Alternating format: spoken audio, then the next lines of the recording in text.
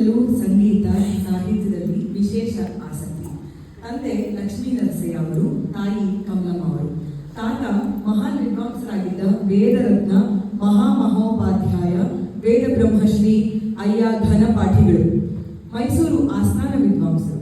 ಹೀಗೆ ಮನೆ ತುಂಬ ಸಾಹಿತ್ಯ, ಸಂಗೀತ, ವೇದ ನಾದಗಳ ಸಮಾಗಮ. ಹಾಗಾಗಿ ಸ್ವಾಭಾವಿಕವಾಗಿಯೇ ಭಾರತೀಯವರು ಸಂಗೀತ ಸಾಹಿತ್ಯದ ರುಚಿಯನ್ನ, ಸಂಸ್ಕಾರವನ್ನ ಬೆಳೆಸಿಕೊಳ್ಳೋದಕ್ಕೆ ಸಾಧ್ಯವಾಯಿತು. ಮೈಸೂರಿನ ವಿದುಷಿ ಜಯಲಕ್ಷ್ಮಿ ಹಾಗೂ ವಿದ್ವಾನ್ ಶ್ರೀ BM ಶಿವಪ್ಪನವರಲ್ಲಿ ಸಂಗೀತ ಶಿಕ್ಷಣ ಪಡೆದ ಭಾರತೀಯವರು ಸೂಕ್ಷ್ಮಗ್ರಾಹಿಗಳು.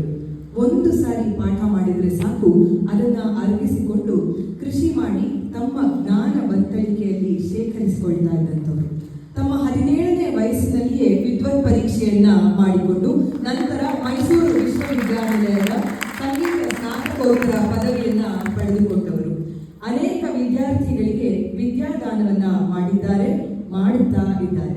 ನೂರಾರು ದೇವರ ನಾಮಗಳಿಗೆ ಸ್ವರ ಸಂಯೋಜನೆ ಮಾಡಿ ಪುಸ್ತಕಗಳನ್ನ ಪ್ರಕಟಿಸಿದ್ದಾರೆ.